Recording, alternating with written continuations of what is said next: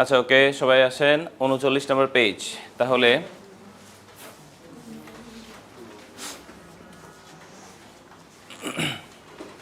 তাহলে টোফেল বইটা শুরু হয়েছে কত নম্বর পেজ থেকে? 39 নম্বর পেজ। এর রাত পর্যন্ত যা আছে ওগুলা খুব একটা আমার পড়ার দরকার নাই, আর এখানে পড়ার আসলে কোনো কিছুই নাই। এখানে দেখেন 39 নম্বর পেজে আসলে উপরে নিচে মানে অনেকগুলো জায়গা আছে ঠিক না লেখার জন্য। আপনারা যা লিখবেন সবগুলো বইয়ের মধ্যে লিখবেন, বইয়ের বাইরে কোনো কিছু লেখার প্রয়োজন নাই, বুঝতে পারছি? আর যদি বিশাল আকৃতির কোনো লেখা আসে তাহলে 38 নম্বর পেজের আগে যে পেজগুলো আছে পাইছে কি না ওই সব জায়গায় লিখবো, অথবা 227-28 পেজের পরে যে জায়গাগুলো আছে ওইখানে লিখবেন, মনে থাকবে। কিন্তু খাতায় কোনো কিছু লেখা যাবে না, অর্থাৎ বই আপনার যতদিন থাকবে আপনার কাছে যাতে প্রত্যেকটা জিনিস নোট থাকে, বুঝতে পারছি? ওকে, 39 নাম্বার পেজের প্রথম দিকে দেখেন আপনার এখানে যে জিনিসগুলো আছে আর কি, এই যে প্রথম দিকে হচ্ছে সরি এই যে রুলস, এই রুলসগুলো আপনার পড়া লাগবে না, সবাই এটাকে ক্রস চিহ্ন দিয়ে দেন, সবাই এটাকে ক্রস চিহ্ন দিয়ে দিবেন, পাইছেন? ওকে, তাহলে প্রথম দিকে যে রুলসটা আমরা পাচ্ছি এই রুলসগুলো পড়ার কোনো প্রয়োজন নাই। 2 নাম্বার দেখেন মেথড অফ স্টাডি, এই জিনিসটাও আমার পড়ার কোনো দরকার নাই, এগুলো কেটে দেন। ওকে, এরপর আমরা যে জিনিসটা পাবো সেটা হচ্ছে দেখেন normal sentence pattern in English, পাইছি কি না? এখান থেকে হচ্ছে মূলত পড়াটা শুরু। তাহলে normal sentence pattern in English এখানে কি বলা হচ্ছে দেখেন, এখানের মধ্যে দেখেন নর্মালি হচ্ছে ইংলিশে সেন্টেন্স প্যাটার্নটা আসলে কেমন হয় এটা অলরেডি আমরা জানি। ইংলিশে প্রথমে কি বসে? সাবজেক্ট, এরপর এখানে কি বসে? ভার্ব, এরপর কি বসে? কমপ্লিমেন্ট, এরপর কি বসে? মডিফায়ার। এটা হচ্ছে টোফেলের ভাষ্য। কিন্তু এই জায়গার মধ্যে আমরা যেটা করব সেটা হচ্ছে এইখানে যে কমপ্লিমেন্টটা আছে, আর রিপিট, এখানে যে কি আছে? কমপ্লিমেন্টটা আছে, এই কমপ্লিমেন্টটা কেটে আমরা কি লিখব? অবজেক্ট। আর রিপিট, এখন টোফেল কেন এখানে কমপ্লিমেন্ট বলছে আর আমরা কেন অবজেক্ট বলবো সেটা আমি আপনাকে জানাবো, বুঝতে পারছি কিনা? যেটা আমাদের পড়ারও আলোচনা আছে, কিন্তু আপনি আপাতত যেটা মাথায় রাখবেন ইংলিশে প্রথমে কি বসে? সাবজেক্ট, এরপর কি বসে? ভার্ব, এরপর কি বসে? কমপ্লিমেন্ট। এখন এই যে কমপ্লিমেন্ট, যেটা যেহেতু টোফেলে লিখছে কমপ্লিমেন্ট, এই কমপ্লিমেন্ট দিয়ে ওরা কি বুঝেছে বলেন তো? অবজেক্টকে, বুঝতে পারছি কিনা? এরপর কি বসে বলেন তো? মডিফায়ার।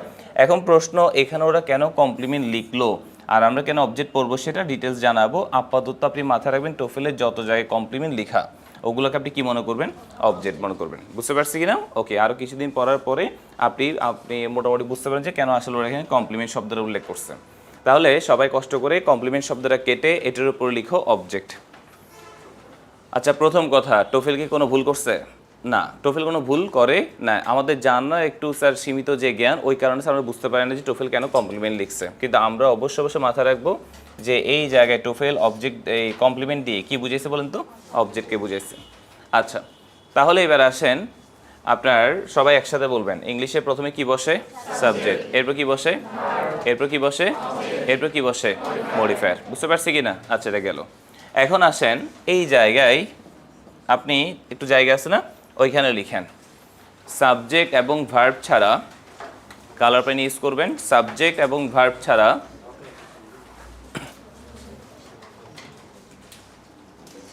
সাবজেক্ট এবং ভার্ব ছাড়া বাক্য হতে পারে না।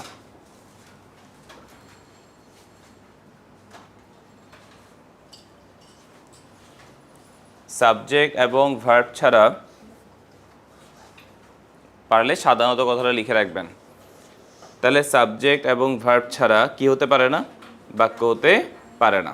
তাহলে একটা বাক্য হওয়ার জন্য দুইটা জিনিস খুব ম্যান্ডেটরি, একটা কি? সাবজেক্ট, আর একটা কি বলেন তো? ভার্ব।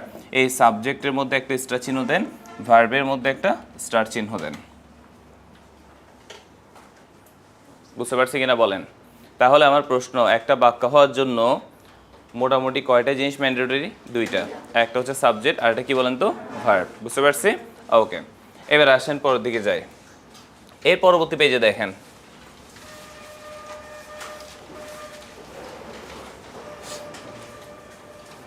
সাবজেক্ট নিয়ে কথা বলছে, পাইছি কিনা?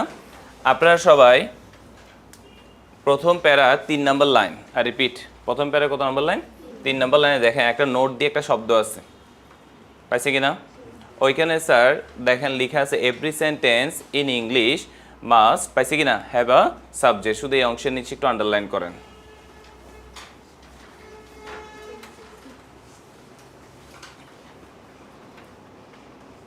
তাহলে যেটা বলা হচ্ছে এই জায়গার মধ্যে দেখেন এভরি সেন্টেন্স, পাইছি কি না, যেটা আন্ডারলাইন করবেন every sentence in English must have a subject. এখানে সবাই মাস্টের উপর একটা টিকমার্ক দিয়ে রাখেন। এখানে কি শুড বলছে নাকি মাস্ট বলছে? অবশ্যই মাস্ট বলছে। তাহলে স্যার ইংলিশের প্রত্যেকটা বাক্যে কি থাকতে হবে বলেন তো? অবশ্যই সাবজেক্ট থাকতে হবে। এখানে চাইলে ওরা শুড ইউজ করতে পারতো, কিন্তু শুড ইউজ না করে কি বলছে বলেন তো? মাস্ট, মানে অবশ্যই থাকতে হবে। এরপরে কি বলছে দেখেন, in the case of commands, মানে ইম্পারেটিভ আর কি, আমরা যেগুলো কি বলি ইম্পারেটিভ বলি। In the case of commands the subject you is understood, মানে কি ইম্পারেটিভ বাক্যে সাবজেক্ট ইউটা কি থাকবে বলেন তো? উজ্জ থাকবে। তাহলে ইম্পারেটিভ বাক্যে সাবজেক্ট ইউটা কি থাকবে? উজ্জ থাকবে। বুঝতে পারছি? তাহলে প্রশ্ন, আমরা জানি ইংলিশের মধ্যে একটা বাক্য হতে হলে অবশ্যই কি লাগবে? সাবজেক্ট থাকবে, এবং অবশ্যই অবশ্যই ইম্পারেটিভ বাক্যে সাবজেক্ট ইউটা কি থাকতে পারে?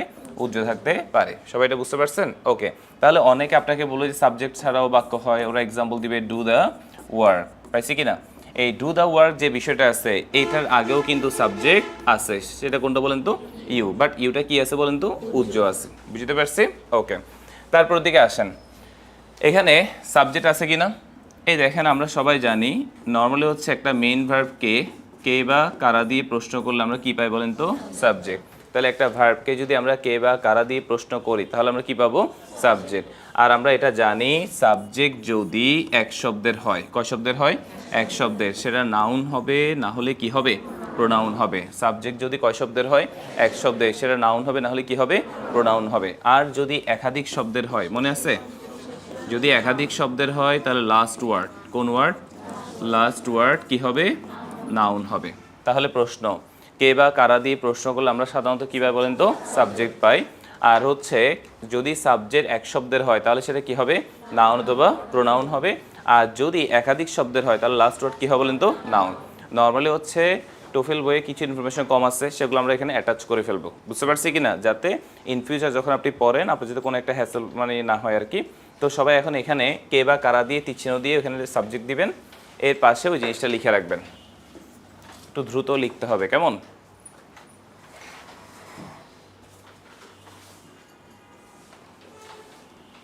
ওইখান থেকে একটা বই নিয়ে নাও, এরা এখানে চলে আসো।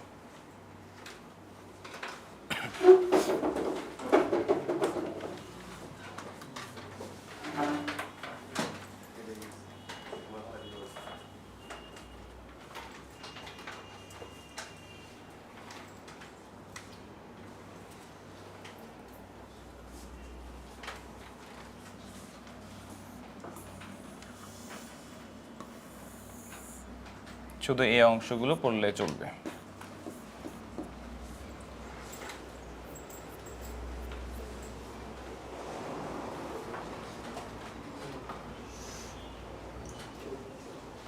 লিখছি আমরা?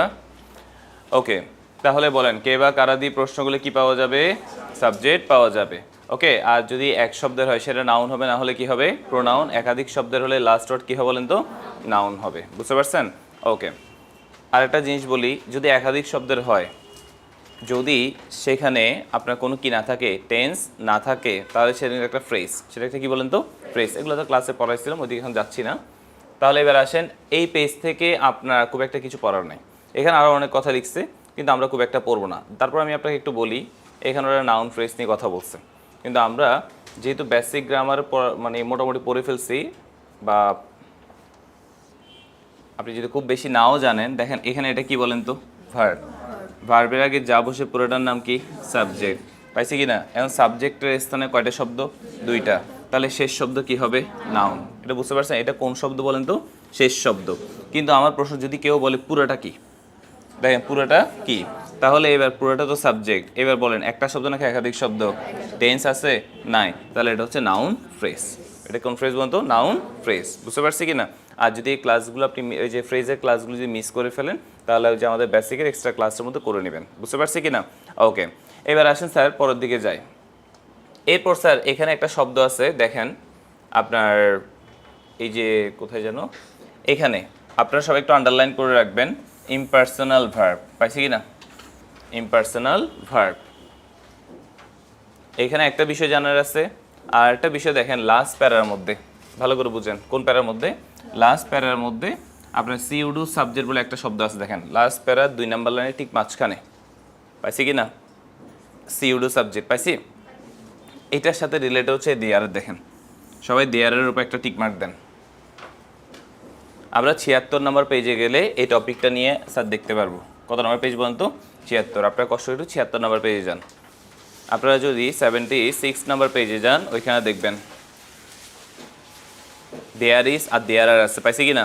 যখন আমরা এই টপিকটা আলোচনা করব তখন হচ্ছে আপনার এই সিউডু সাবজেক্ট নিয়ে আমি আবার কথা বলবো, বুঝতে পারছি? তাহলে এই পেজ থেকে আপনার কোনো কিছু পড়ার দরকার নাই, পড়লে অনেক কিছুই পড়া যাবে, কিন্তু আমার কথা হচ্ছে আপনি অতটুকুই পড়বেন যেগুলো বিভিন্ন পরীক্ষায় আসে, বুঝতে পারছি কি না? যেটা বিভিন্ন পরীক্ষায় আসবে না ওই জিনিসটা আপনার পড়ার জানার কোনো দরকার নাই। ক্লিয়ার? পরবর্তী পেজে আসেন।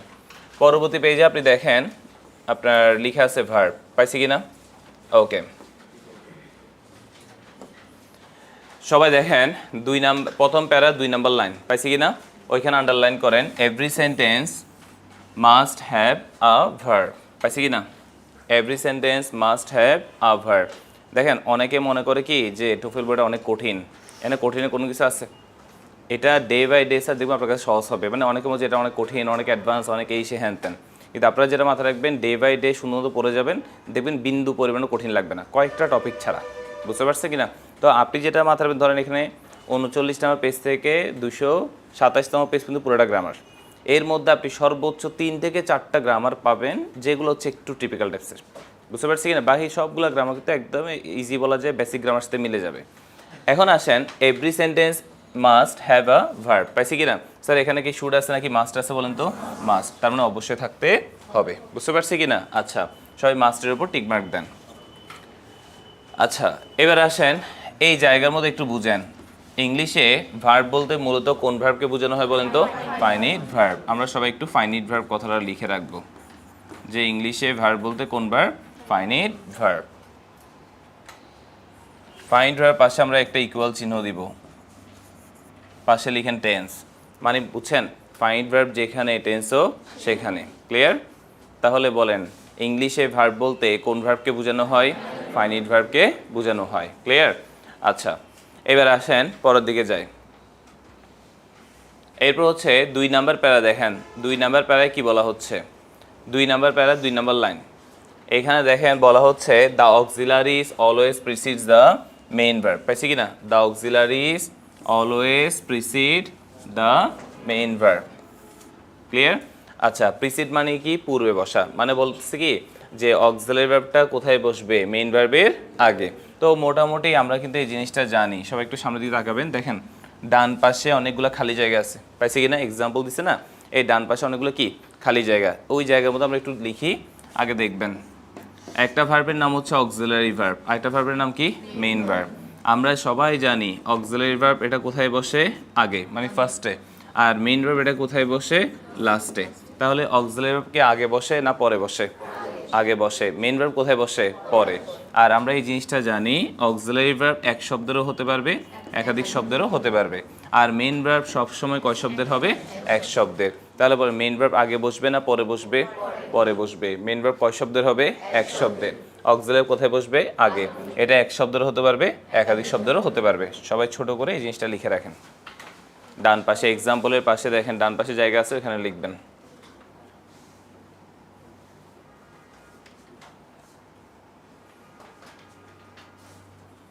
তুমি এখানে চলে আসো না, এখানে চলে আসো, একটু সাবধান আসো, এটা যাতে নড়চড় না হয়।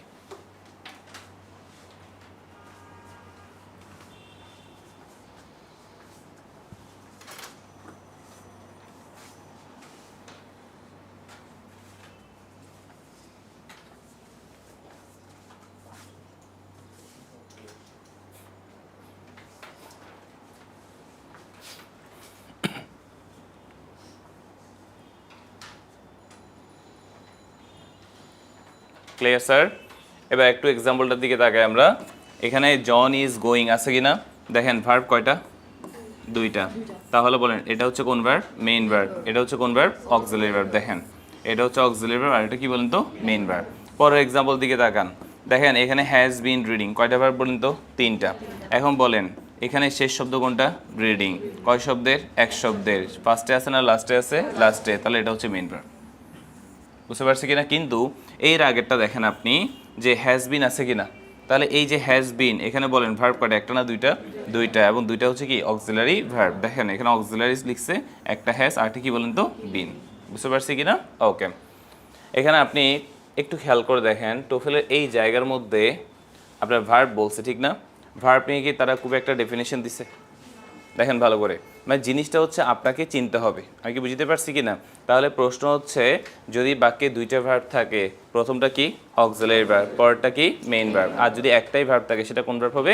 মেইন ভার্ব হবে। বুঝতে পারছি? পেজের নিচে দেখেন জায়গা আছে, পাইছি কি না? ওইখানে একটা স্টার চিহ্ন দিয়ে লিখেন বাক্যে একটি ভার্ব থাকলে তা, বাক্যে একটি ভার্ব থাকলে তা মেইন ভার্ব হবে।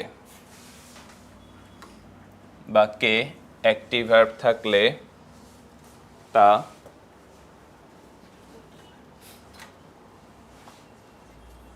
কি হবে বলেন তো? Main verb. যদি কোনো বাক্যে একটাই ভার্ব থাকে সেটা অবশ্যই অবশ্যই কি হবে? অবশ্যই মেইন ভার্ব হবে।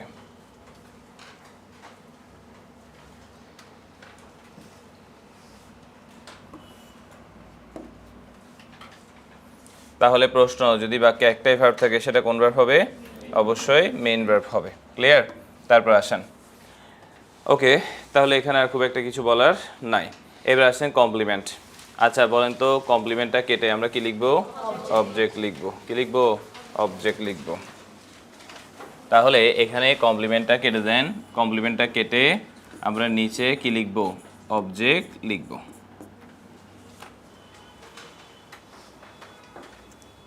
এখন আসি প্রথম দিকে, দেখেন স্যার আমরা এখানে 4 নাম্বার লাইনে কি বলা হচ্ছে দেখেন, every sentence does not require a complement. পাইছি কি না? মানে কি বলা হচ্ছে? প্রত্যেকটা বাক্যে কমপ্লিমেন্ট থাকাটা কি নয়? বাধ্যতামূলক নয়। তাহলে একটা বাক্যের মধ্যে কমপ্লিমেন্টকে আমরা কি মনে করব?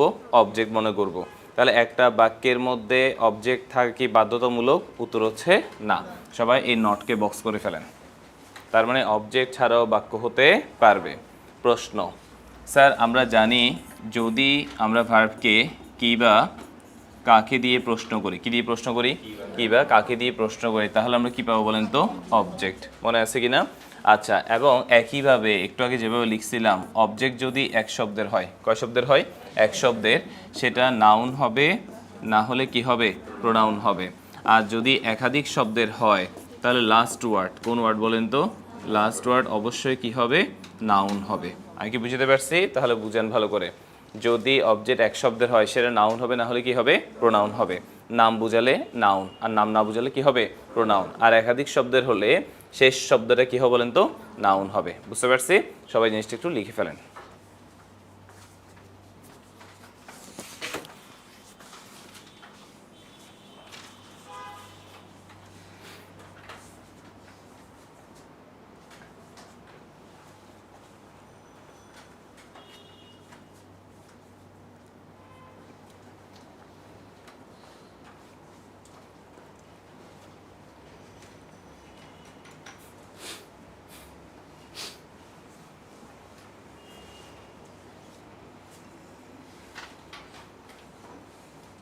পাইছি? ওকে, এখানে 2 নাম্বার লাইনে একটা কথা বলা হচ্ছে যে আপনি দেখবেন যে নাউন ও নাউন ফ্রেজ। পাইছি কি না? এটা কিন্তু পড়াইছিলাম ক্লাসে, ওই জন্য ডিস আলোচনা যাচ্ছি না। অর্থাৎ ওরা বলতেছে কি হয় নাউন হবে, না হলে কি হবে? নাউন ফ্রেজ হবে। ওই যে একাধিক শব্দ হলে সেটাকে ওরা কি বলতেছে? Noun phrase. সেটা তো আমরা জানি, কিন্তু প্রশ্ন হচ্ছে যদি লাস্ট ওয়ার্ডটাকে আমরা অবশ্যই কি বলবো বলেন তো? নাউন বলবো। যেমন আপনাকে এই প্রশ্নটা দেখাই, যেমন দেখেন এখানে প্রথম দিকে বলা হচ্ছে যে এটা সাবজেক্ট, এটা ভার্ব, এটা পুরোটা কি বলেন তো? অবজেক্ট। জিনিসটা বুঝতে পারছি কি না? কয় শব্দের? একাধিক শব্দের। টেন্স আছে? নাই। তার মানে এটা নাউন না বলে কি বলতে হবে? Noun phrase. পুরোটা হচ্ছে নাউন ফ্রেজ। কিন্তু আমি যদি বলি এখানে ক্যাটা কি, তাহলে উত্তর হচ্ছে কি বলেন তো? নাউন। যদি শুধু এই ক্যাকটা নিয়ে আলোচনা করি তখন সেটা কি হবে? নাউন হবে। কিন্তু যদি আমি কি নিয়ে আলোচনা করি, কেক পুরোটা নিয়ে, তাহলে উত্তর কী হবে বলেন তো? Noun phrase. বুঝতে পারছি? ওকে, তারপর স্যার দেখেন মডিফায়ার নিয়ে কথা। আচ্ছা, এখানে অবজেক্ট নিয়ে আর খুব একটা কিছু বলার নাই। বুঝতে পারছি? অবজেক্ট ছাড়াও বাক্য হতে পারে। তারপর আসেন স্যার আপনার মডিফায়ার নিয়ে কথা বলছে, পাইছি কি না? তো সবাই মডিফায়ার যেটা আছে এটার পাশে একটা স্টার মার্ক দাও, সবাই এটার পাশে একটা স্টার মার্ক দাও।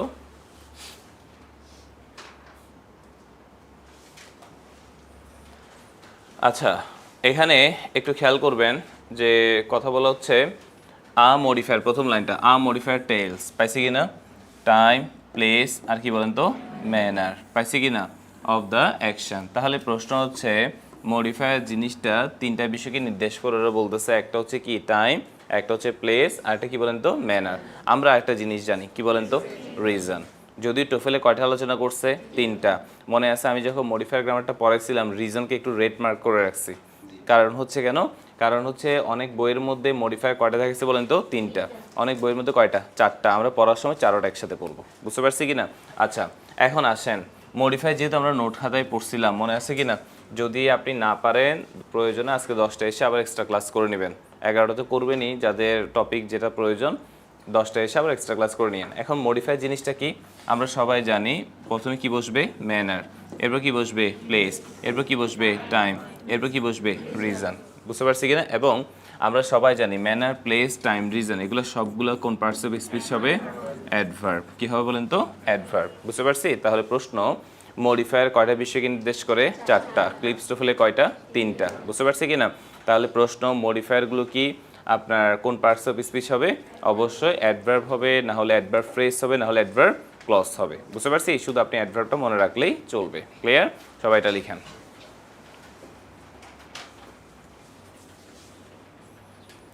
মডিফায়ারের পাশে টিক চিহ্ন দিয়ে লিখো ম্যানার, প্লেস, টাইম, রিজন।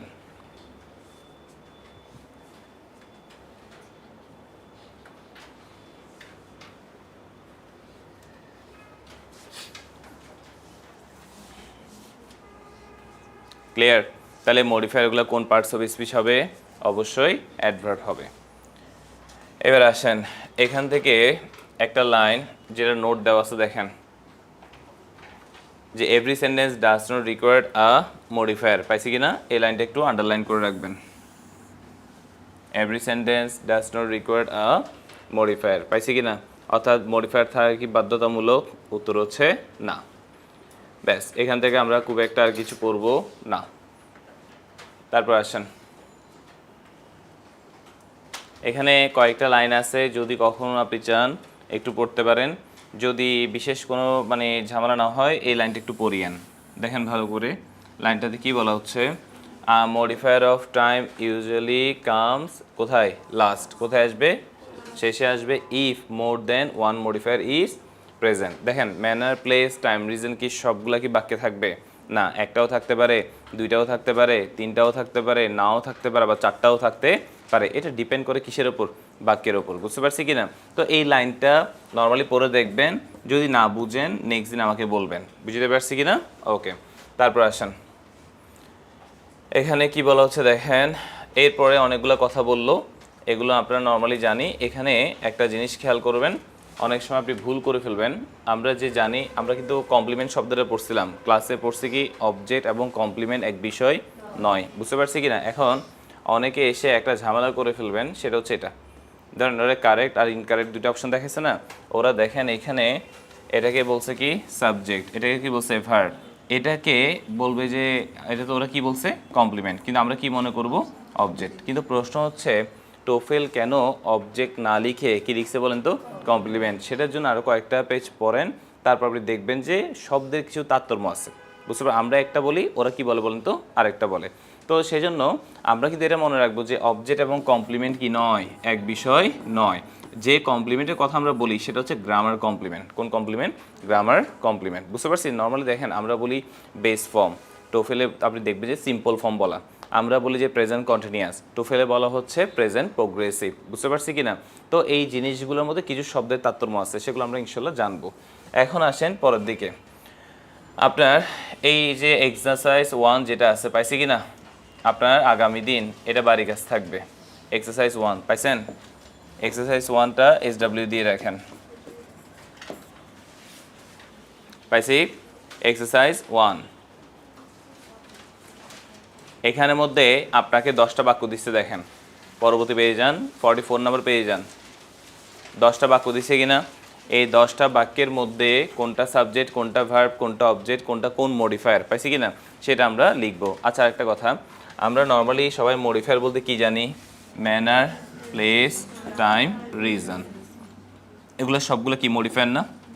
তো আপনি যদি সুন্দর করে বলতে চান, ম্যানার না বলে চাইলে বলতে পারেন মডিফায়ার অফ ম্যানার, প্লেস না বলে কি বলতে পারেন, মডিফায়ার অফ প্লেস, টাইম না বলে কি বলতে পারেন, মডিফায়ার অফ টাইম, রিজন না বলে কি বলতে পারেন, মডিফায়ার অফ রিজন। বুঝতে পারছি কি না? তাহলে এই যে জিনিসগুলোকে আপনি ম্যানার, প্লেস, টাইম, রিজনও বলতে পারেন, সুন্দর করে চাইলে modifier of place, modifier of time, modifier of reason এভাবে বলতে পারেন। বুঝতে পারছি? আচ্ছা এবার আসছেন পরের দিকে যায়। এই প্রশ্নে দেখেন নাউন ফ্রেজ নিয়ে কথা হচ্ছে, কি নিয়ে বলেন তো, নাউন ফ্রেজ। আমরা কিন্তু কোনো টপিক বাদ দিব না, বুঝতে পারছি, সিরিয়ালি যাব, সবগুলো আস্তে আস্তে নোট করব, ক্লাস প্রয়োজনে যত বেশি লাগুক, বুঝতে পারছি কি না? আচ্ছা তাহলে এখন প্রশ্ন হচ্ছে নাউন ফ্রেজের মধ্যে টোফেল শুধু এই একটা টপিক নিয়ে আলোচনা করছে, আমরা শুধু অতটুকু আগে দেখি, আর ডিটেলস তো আমাদের নোট খাতায় লিখে আছে, বুঝতে পারছি কি না? এখানে বলছে কি, the noun phrase is a group of words, কি বলা হচ্ছে, the noun phrase is a group of words, মানে কি, নাউন ফ্রেজ হচ্ছে এমন এক গুচ্ছ শব্দ that ends with a noun, যেটা কি দিয়ে শেষ হবে বলেন তো, নাউন দিয়ে। তাহলে নাউন ফ্রেজ হচ্ছে এমন একটা শব্দ নাকি একগুচ্ছ শব্দ, একগুচ্ছ শব্দ যেটা কি দিয়ে শেষ হবে বলেন তো, নাউন দিয়ে শেষ হবে।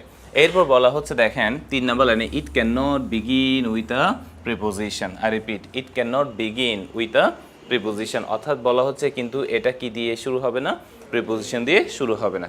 যদি প্রিপোজিশন দিয়ে শুরু হয় তাহলে সেটা বেসিক্যালি কি হয়ে যায়, ওই যে প্রিপোজিশনাল ফ্রেজ হয়ে যাবে, কি হয়ে যাবে বলেন তো, প্রিপোজিশনাল ফ্রেজ। আবার সেটা অ্যাডভার্ব ফ্রেজও হতে পারে, বুঝতে পারছি কি না? সেটা বাক্যের উপর ডিপেন্ড আর কি। ধরেন আমি আপনাকে একটা লাইন দিলাম, ইন দ্য ফিল্ড, কথার কথা আমি বললাম ইন দ্য ফিল্ড। দেখেন আমি যদি আপনাকে বলি এখানে ফিল্ড এটা কি, তাহলে একটা প্রশ্ন, যদি বলি দ্য ফিল্ড এটা কি, তাহলে হচ্ছে আরেকটা প্রশ্ন, যদি আমি বলি ইন দ্য ফিল্ড তাহলে হচ্ছে আরেকটা প্রশ্ন, বুঝতে পারছি কি না? যদি আমি বলি ফিল্ড এটা কি, ধরুন আমি একটা বাক্য লিখলাম, দে প্লে, পাইছি কিনা, they play in the field. তাহলে যদি আমি ফিল্ডকে জিজ্ঞেস করি যে ফিল্ড এটা কি, তাহলে এখন বলেন আপনি কি বলবেন, নাউন বলবেন, বুঝতে পারছি কি না? তাহলে ফিল্ড এটাকে আমরা কি বলবো, নাউন বলবো এখানে। যদি আমি বলি দ্য ফিল্ড এটা কি, তাহলে আপনি দেখেন অ্যাজেটিভ প্লাস নাউন ইকুয়াল কি বলেন তো, নাউন ফ্রেজ, অথবা প্রিপোজিশনের পরে কি বসে বলেন তো, নাউন। যেহেতু এটা নাউনের জায়গা, একাধিক মানে একাধিক শব্দ থাকার কারণে, টেন্স না থাকার কারণে এটার নাম কি হয়ে গেছে, নাউন ফ্রেজ। আবার যদি বলি ইন দ্য ফিল্ড এটা পুরোটা কি, ইন দ্য ফিল্ড, তাহলে বলেন এটা প্রিপোজিশন দিয়ে শুরু হয়েছে না, তাহলে প্রিপোজিশন দিয়ে যদি শুরু হয় তাহলে তার নাম কি বলেন তো, প্রিপোজিশনাল ফ্রেজ। আর প্রিপোজিশন ফ্রেজগুলো অ্যাডভার্ব ফ্রেজ, অ্যাডজেক্টিভ ফ্রেজ হতে পারে, বুঝতে পারছি? সেটা বাক্যের উপর ডিপেন্ড করে, একটা হচ্ছে স্ট্রাকচার অনুসারে, একটা হচ্ছে ফাংশন অনুসারে। তো এখানে এই কথাটাই বলা হচ্ছে the noun phrase is a group of words, যে এমন এক গুচ্ছ শব্দ that ends with a noun, যেটা কি দিয়ে শুরু হবে, যে নাউন দিয়ে শেষ হবে। আর it can not begin with a preposition, যেটাতে কি থাকবে না, প্রিপোজিশন দিয়ে শুরু হবে না। প্রশ্ন জাগলো মনে যে যদি প্রিপোজিশন দিয়ে শুরু হয় তাহলে কি হবে, তাহলে আমাদের উত্তর হচ্ছে প্রিপোজিশনাল ফ্রেজ হতে পারে অথবা অন্য ফ্রেজও হতে পারে, বুঝতে পারছি? ওকে, সবাই এই দুইটা জায়গা আন্ডারলাইন করে রাখেন, আর কিছু পড়তে হবে না।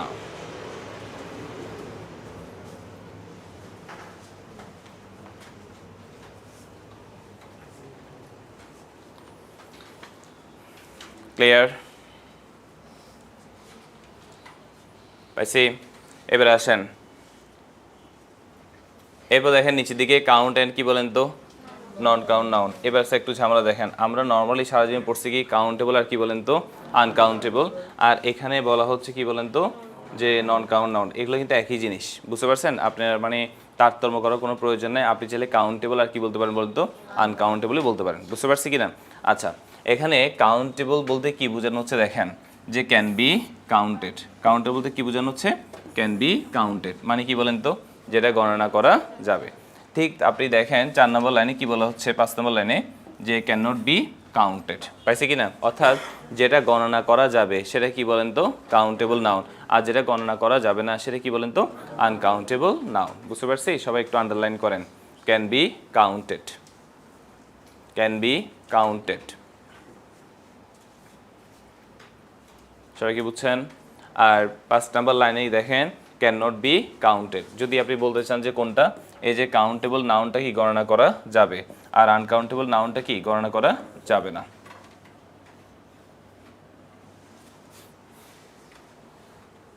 সবাই কি বুঝতে পারছেন? এবার একটা জিনিস খেয়াল করেন, এখানের মধ্যে কয়েকটা বিষয় আছে, যেটা হচ্ছে কাউন্টেবল নাউন, এই কাউন্টেবল নাউনটা সিঙ্গুলার হতে পারে, প্লুরালও হতে পারে। আর আনকাউন্টেবল নাউন সবসময় কী হবে বলেন তো? সিঙ্গুলার হবে। তো এই জিনিসটা আমরা এখানে লিখতে পারি যে যেটা গণনা করা যায় সেটা প্রয়োজন অনুসারে সিঙ্গুলারও হতে পারে, আবার কি হতে পারে? প্লুরালও হতে পারে। কি অনুসারে বলুন তো? বাক্যের প্রয়োজন অনুসারে এবং বাক্য অনুসারে। আর যেটা আনকাউন্টেবল নাউন সেটা সবসময় কী হবে বলেন তো? সিঙ্গুলার হবে। তাহলে কোন নাউন সবসময় সিঙ্গুলার বলেন তো? Uncountable noun. কোন নাউনটা সিঙ্গুলার প্লুরাল হতে পারে? উত্তর হচ্ছে কাউন্টেবল নাউন। বুঝতে পারছি?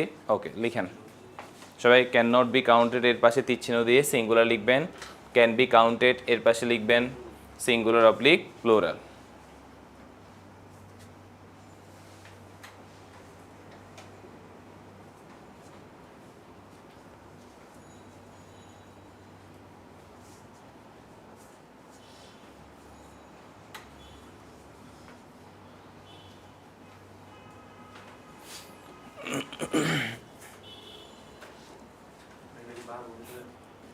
বুঝি নাই? না না, এটা নাউন অনুসারে।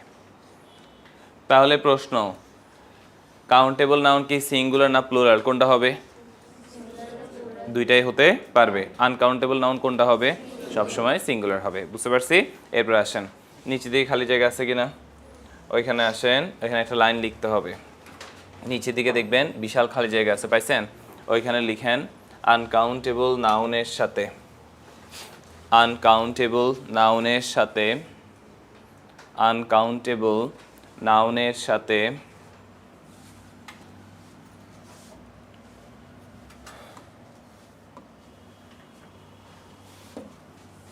লিখছেন আনকাউন্টেবল নাউনের সাথে a oblique N comma S oblique ES comma a oblique N comma S oblique ES কমা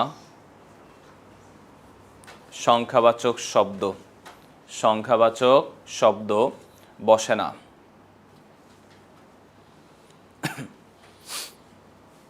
তাহলে যেটা বললাম, আনকাউন্টেবল নাউনের সাথে কার সাথে? আনকাউন্টেবল নাউনের সাথে এ অথবা এন, এস বা ইএস এবং সংখ্যাবাচক শব্দ কি হবে না? বসবে না। তাহলে এটা বসে কার সাথে? কাউন্টেবলের সাথে। যদি কোনো একটা শব্দের সাথে যদি আপনি এ অথবা এন দেখেন, যদি কোনো একটা শব্দের সাথে আপনি যদি এস বা ইএস দেখেন, যদি কোনো একটা শব্দের সাথে যদি আপনি কোনো সংখ্যাবাচক শব্দ যেমন 1 2 3 4 এগুলো যদি দেখেন, তাহলে সাথে সাথে সেটা কোন নাউন হয়ে যাবে? Countable noun. বুঝতে পারছি? আনকাউন্টেবলের সাথে কোনো অবস্থায় এই তিনটা জিনিস দেওয়া যাবে না। যেমন আপনি বললেন ওয়াটার, কি বললেন? ওয়াটার। এই ওয়াটার এটার সাথে এ অথবা এন করা যায় না, এস অথবা ইয়েস করা যায় না, অথবা কোনো নাম্বারও অ্যাড করা যায় না। বুঝতে পারছি? তাহলে এটা অবশ্যই অবশ্যই কোন নাউন বলেন তো? Uncountable noun. সবাই এটা বুঝতে পারছি কিনা বলেন? তাহলে আনকাউন্টেবল নাউনের সাথে কয়টা জিনিস হবে না? তিনটা, এ অথবা এন, এস বা ইয়েস, সংখ্যাবাচক শব্দ। বুঝতে পারছি? ওকে, এবার আসেন স্যার, আশেপাশে দেখেন কোথাও জায়গা আছে একটা লাইন লেখার মতো? পাইছেন? আপনি দেখেন কাউন্টেবল অ্যান্ড আনকাউন্টেবল এর উপরে একটা লাইন লেখার মতো জায়গা আছে, হেডলাইনের উপরে। পাইছে কি না? সবাই একটু লিখেন এখানে, আনকাউন্টেবল নাউন সব সময় সিঙ্গুলার হবে। আনকাউন্টেবল নাউন সব সময় সিঙ্গুলার হবে। তাহলে আনকাউন্টেবল নাউন সবসময় কি হবে? সিঙ্গুলার হবে।